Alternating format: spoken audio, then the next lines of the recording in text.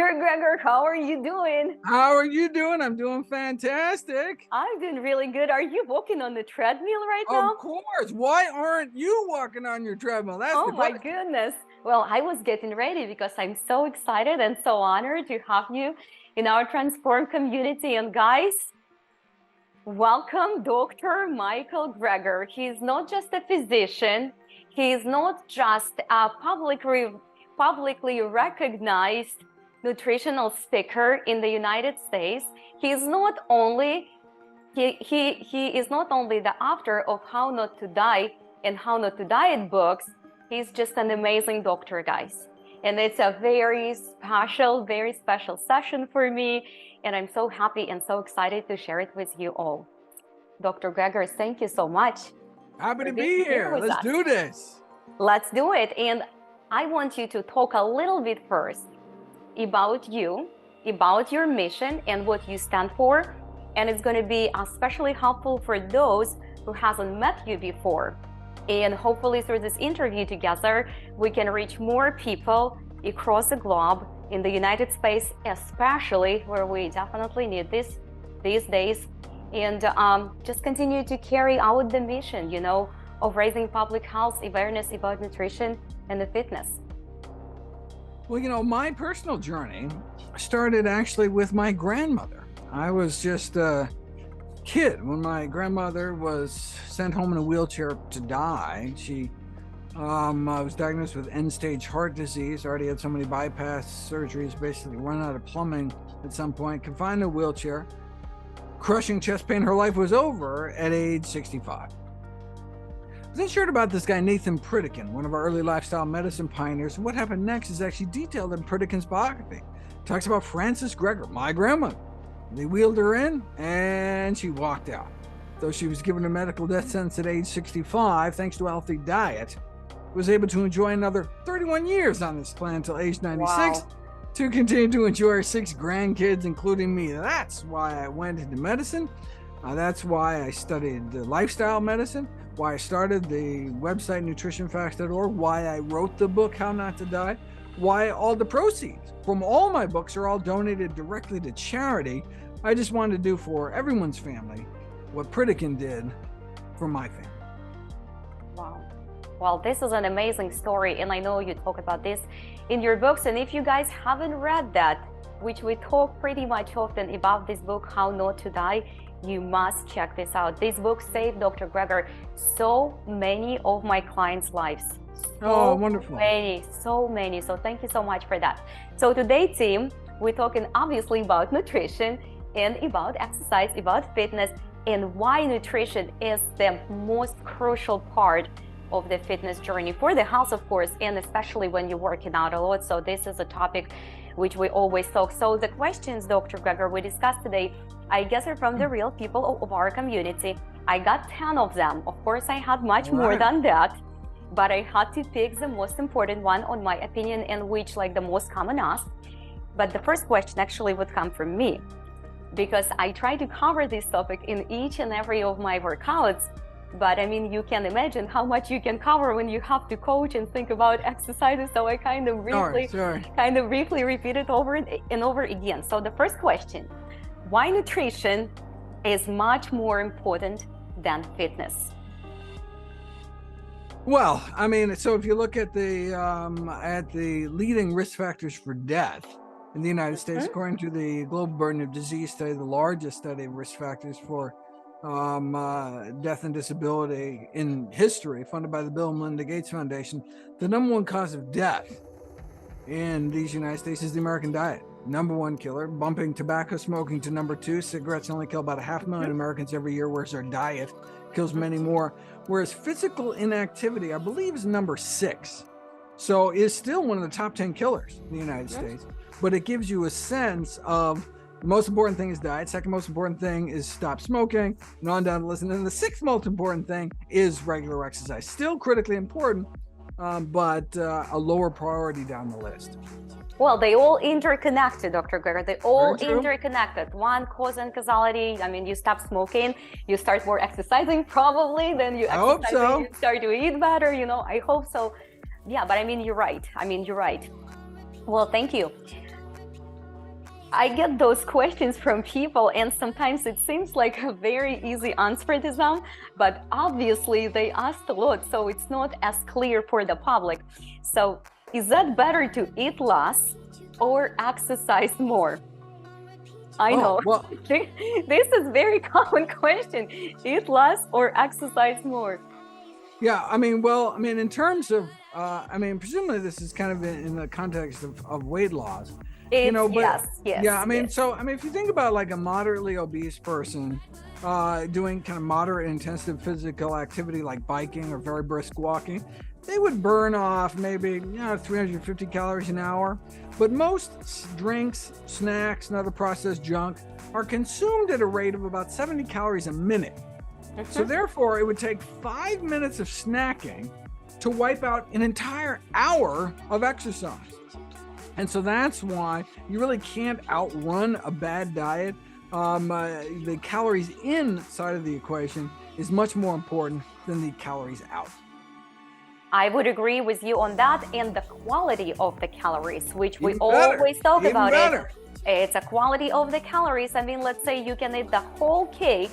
The whole cake, it's delicious, or right, occasionally maybe a little piece is okay, and it's gonna be filling, but you're gonna get hungry back again in a few hours, and it's completely nutritionally empty, right, Dr. Gregor? Or you maybe can there's get some strawberries on top. I know, well, and maybe a whipped cream, right?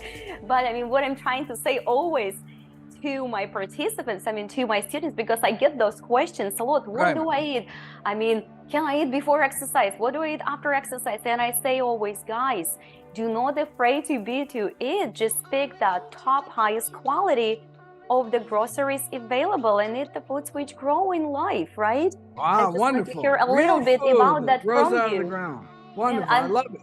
Yeah, I mean, just something to hear from you, from the professional, because I keep talking about that all the time. But when someone like you would repeat it for them, hopefully it's going to go down to the right place. Yeah, it's nutrients per calorie, right? It's nutrient density. How much nutrition can get? You only have about 2,000 calories in the calorie bank every day. How are you going to spend those 2,000 calories? You're right. You want to get the most bang for our buck. Absolutely. And enjoy along the way, right? Absolutely. All right. Next question. What foods should I avoid while losing the weight? Oh, well, I mean, the same foods you should avoid. So empty calorie foods. So probably the worst three foods are number one, anything with trans fats. So partially hydrogenated oils. They've been removed from the American food supply, but they're still found in junk food around a substantial part of the world. So that'd be one first thing to remove from someone's diet. Next one would be processed meat, bacon, ham, hot dogs, lunch meat, sausages. These are known human carcinogens. We know that they cause colorectal cancer in people, and so we want to remove that. This is the second leading cancer killer, and if you don't smoke, it's the first leading cancer killer for men and women combined. And then the third would be this liquid candy, soda. I really want to remove those empty calories from people's diets. Empty calories from people's diet. And I think it's going to be a great addition to this question. And I want to hear it from you because, again, I keep covering it from time to time, but it sounds like people don't hear me really well. About the carbs. When people losing the weight, they suddenly hear it somewhere, they read it, Google and internet is full of the wonderful series which going to help you to lose the weight. And I hear it pretty much almost every day in a gym and from my online students. Juliette, I don't eat carbs at all. Those are monsters. And I try to explain that those are not. So what do you think on it? Yeah, no, I actually wrote a book called Carbophobia where I talk about that very issue. I mean, no, but the kernel of truth is that we really do want to stay away from refined grains and added sugars. And so if your idea of carbs is bad is don't drink Coca-Cola, I'm 100% in favor. But unfortunately, and since most carbs in regular people's diet is junky, crap, well, then saying don't eat carbs or cutting down on carbs, that makes absolute sense. But I mean, but we're not talking about, sweet potatoes or something, right? Sweet potatoes are packed with carbohydrates, but one of the healthiest foods on the planet. So it's all about the source, right? And so it's like, you can't say, is fat good for you or bad for you? Well, what are we talking about? We're talking about, deep fried pork rinds, or are we talking about, walnuts, right? Is protein good or bad for you? Well, are we talking about bologna? Are we talking about hummus, right? Are carbohydrates Absolutely. for you? Are we talking about black beans? Are we talking about jelly beans, right? And so it's really the source that matters.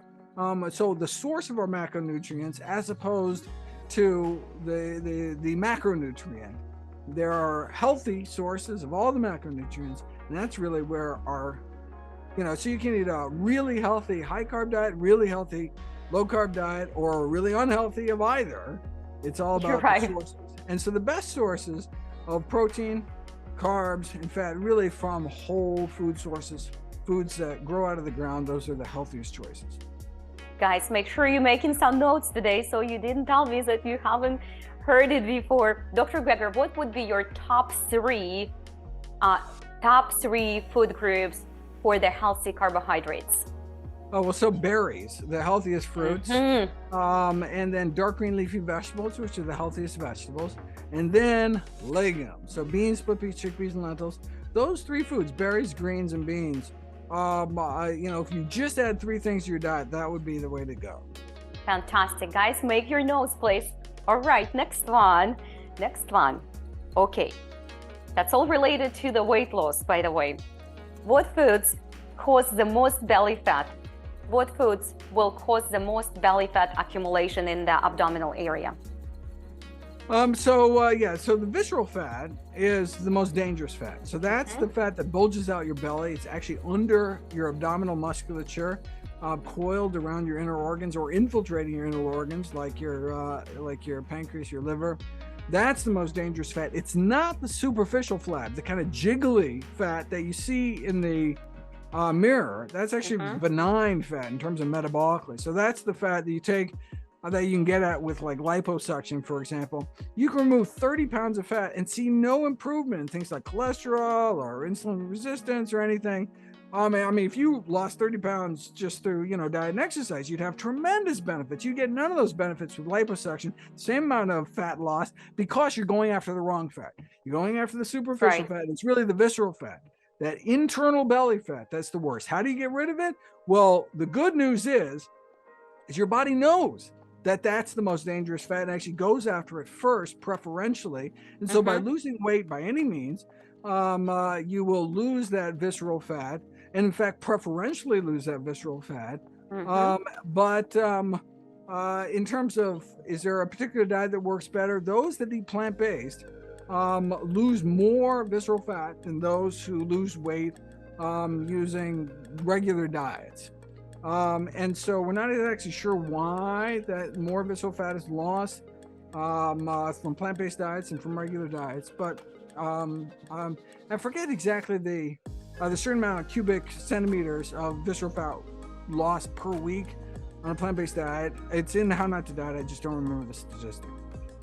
Perfect. Thank you so much. There is a lot of information in the media and in the Google specifically that that type of fat caused by alcohol consumption. Oh, yeah, no. Well, so that's the fat in your liver. The reason people get fatty liver with alcoholism is because you are basically, you're making foie gras out of your liver by drinking a lot of alcohol. But you can also get non-alcoholic fatty liver disease by, drinking excess calories and lots of soda. Refined sugars will do it. Eating lots of saturated fats, even worse than refined sugars, for fattening your liver. And that can have all sorts of serious consequences, not only for your liver, but your entire body, in terms of increasing risk for prediabetes and for type 2 diabetes, as well as increasing risk for liver inflammation, even liver cirrhosis. You can get liver cirrhosis, oh my goodness, and then require a liver transplant. So it's, liver health is critically important. And you can do that by cutting down on saturated fat and refined carbs. Thank you, Dr. Greger. Guys, make your notes. Your questions getting answered. Next one. Why I'm gaining weight when I'm eating less and working out more? Well, so, I mean, you may be eating less of a quantity of food, but you may not be eating less calories. That's why it's critically important to introduce this concept of caloric density. So different foods have different amounts of calories per cupful, per pound, per mouthful, per forkful than others. And so some have very few calories per serving, some have a lot of calories per serving. And so, you know, you find that when one switches over to eating whole plant foods, you have to eat a lot more food to get the same amount of calories, just because it's so caloric. These foods are tend to be so calorically dilute. And so, you know, some foods have thousands of calories per cup. Other foods have just hundreds of calories per cup. And so, it can seem like you're eating very little food, but if that very little food is high caloric, dense foods like animal foods, like, you know, chicken breast, chocolate, oil. I mean, just a tablespoon of oil has 120 calories. I mean, to get 120 calories worth of like blackberries, that's a couple cups of blackberries. I mean, so if you just down that spoonful of oil and said, I'm hardly eating anything, you know, you wouldn't even feel a difference in your stomach. But if you had a couple cups of blackberries, you'd start getting filled up. That's right. But you're getting the same amount of calories. It's just you're getting a lot more food when you eating healthier. What about starvation mode? I get that question. I get that question a lot, and I see a lot of women, especially, they would keep working out. They trying to lose the weight. They do 2 or 3 classes a day, yoga class, strength class, I don't know, Pilates class, kill themselves in a gym pretty much.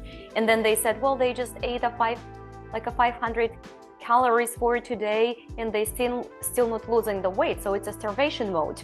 Do you have something to say to those people who really afraid to eat? So if you actually start fasting, same thing with go on a ketogenic diet, you actually lose less body fat because your body starts eating your own muscles. You actually start chopping down your own muscle to provide food for your brain. So your body is trying to keep your brain alive, and your brain basically lives off of carbohydrates, lives off of blood sugar.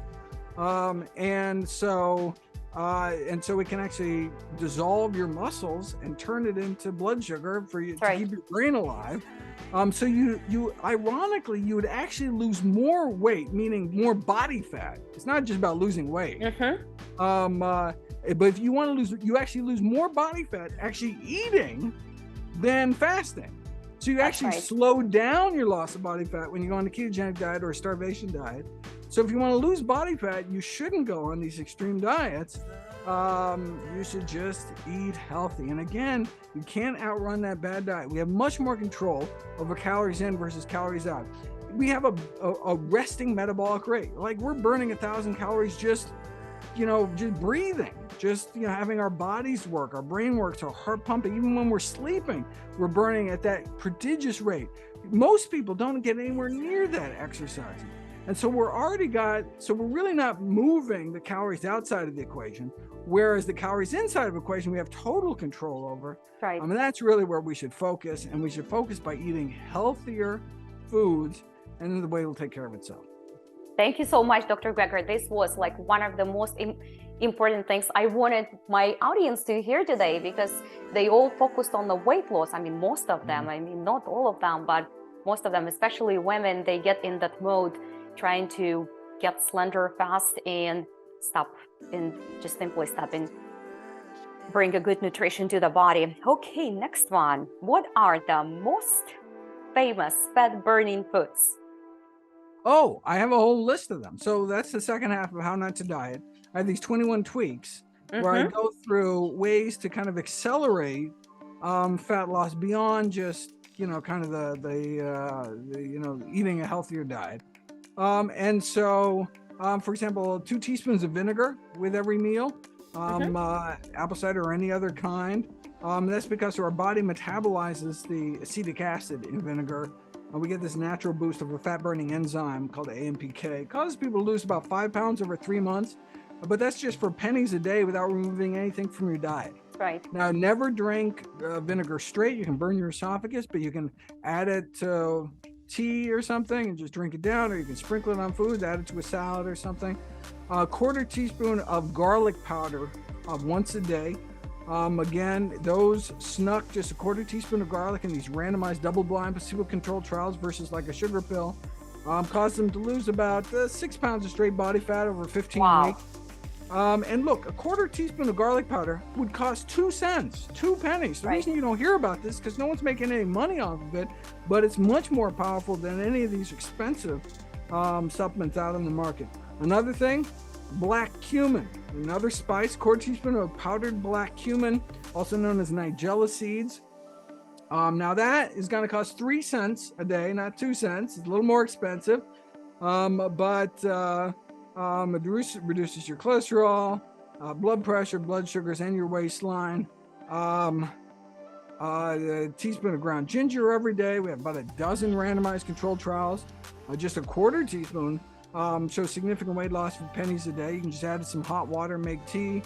Half teaspoon of cayenne pepper a day can counteract metabolic slowing that accompanies weight loss and accelerates fat burning at the same time. I talked about green tea, I talked about regular cumin, and on down the list. But so there's simple things that you can do that are inexpensive, that accelerate fat burning on top of a healthy diet.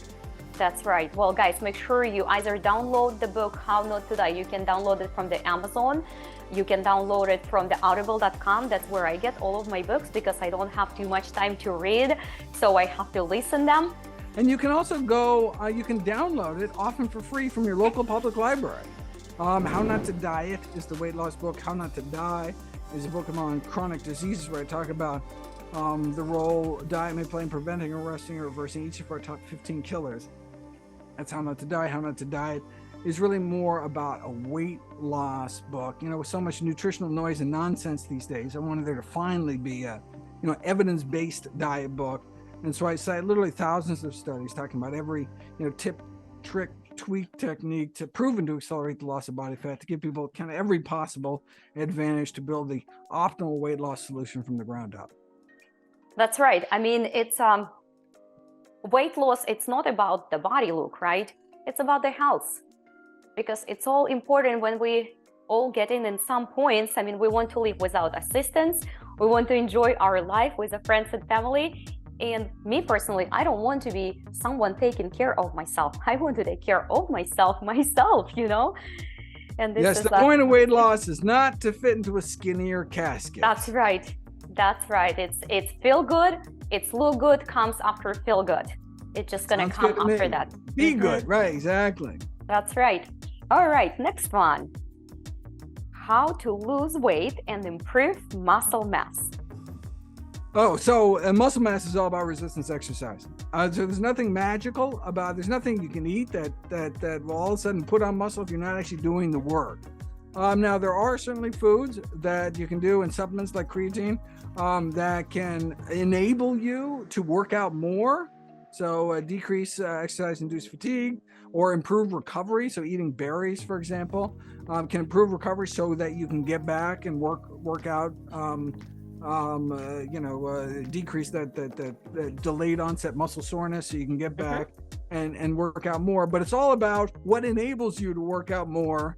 And so it all comes down to the work. It all comes down to resistance training, strength training. That's how you're going to hypertrophy muscles, grow muscles.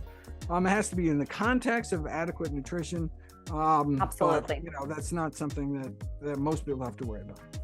Thank you, doctor. I like to talk about turmeric just 1 minute, because turmeric is a highly anti-inflammatory, and I try to push it to my customers. I try to push it to my students because all of them talking about, oh my gosh, I've been sore for 3 days.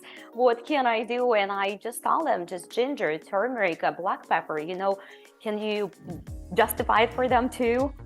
No, absolutely. I mean, you definitely did. So yeah, some of the most anti-inflammatory foods are turmeric and ginger, actually both in a similar family. There's more than 50 clinical trials now testing turmeric against a variety of diseases, from lung disease, brain disease, variety of cancers. been shown to make colon polyps disappear, improve recovery after surgery, effectively treat rheumatoid arthritis better than a leading drug. Wow. Also appears to be effective in treating osteoarthritis and other inflammatory conditions such as lupus, inflammatory bowel disease. I recommend a quarter teaspoon of turmeric a day. Thank you, doctor. Guys, make sure you double down on the turmeric, especially after your workout. Next one. Okay, I know you're gonna love this question. And we discuss it, and I even have a challenges when I challenge them not only work out for 21 days, but do this stuff as well. How does cutting out dairy and gluten reduce inflammation? Well, so, cutting out gluten reduces inflammation for people who are gluten sensitive, particularly for those with celiac disease, which mount an inflammatory response to gluten. Here in the States, only about 1 in 140 or so people have celiac disease, but then about another 1 in 100, about another 1% have non-celiac gluten sensitivity. Gluten, however, is not inflammatory for the other 48 out of 50 people. And then about 1 in 1,000 people have actual wheat allergy. Also would want to stay away from gluten-containing grains, or from wheat specifically. And then in terms of dairy and inflammation, there's lots of reasons not to eat dairy. Primarily of which, so lactose intolerance, for example, most people on the planet Earth are lactose intolerant, and have difficulty digesting the milk, sugar, lactose after childhood, which makes sense because milk is for babies, and so it's natural to lose the milk digesting enzyme as we age. So that's probably the primary concern when it comes to dairy, but also associated with increased risk of Parkinson's disease, increased risk of prostate cancer, and so yeah, encourage people to stick to whole plant foods whenever possible. If you really do want to drink milk, probably unsweetened soy milk would be the most nutritious. Yeah, the most nutritious one. Well, thank you so much. That was a big question, because a lot of people, like, we had the challenge actually recently, 21 days transformation, when they don't have to change the diet. All they have to do is cut gluten off, cut the dairy off, and cut the alcohol off. And if they smoking, then obviously try to cut the smoking. And pretty much 99% notice very big belly fat reduction. So great. Yeah, so it's very great. All right, how does diet and exercise affect heart health, especially in the people who is exercising a lot? Oh, well, in fact, just the video that went up yesterday talks about the reason why everyone should be eating plant-based, because ironically, athletes can suffer from greater atherosclerotic plaque than couch potatoes. It's because they're eating more food. They have to eat more calories to support their exercise habit. And what they're eating is more, if you're eating more of a standard American diet, then you're just eating more saturated fat, dietary cholesterol, increasing your LDL cholesterol, the number one risk factor for the number one killer, heart disease. Only one diet ever proven to reverse heart disease in the majority of patients. That's a plant-based diet. That's all a plant-based diet can do. Reverse the number one cause of death for men and women. Shouldn't that be the default diet until proven otherwise? And the fact that can also be so effective for preventing, arresting, reversing other leading killers like type 2 diabetes and high blood pressure seem to make the case for plant-based eating simply overwhelming. That's right. And speaking of that, we have part of our community, not a very big part, but a significant part, and the people who will reach us through this interview, the male population. A lot of them convinced that you can stay fit and healthy and gain big muscles eating a plant-based diet, and that just seems to be ingrained in the brain. And I would encourage all of them to watch an amazing documentary, which I was honored to be scientific advisor on, and that's called The Game Changers. I encourage you to check that out. Unfortunately, I got to run for my next interview, but thank you so much. I was so happy to be on. Looking forward to coming back. Thank you so much, Dr. Greger. Hopefully next time we can meet you live in the studio. And That'd guys, be make great. sure to subscribe. If you haven't subscribed yet, share this video with others. And I will see you, Dr. Greger, hopefully Keep up the soon. good work. Bye-bye.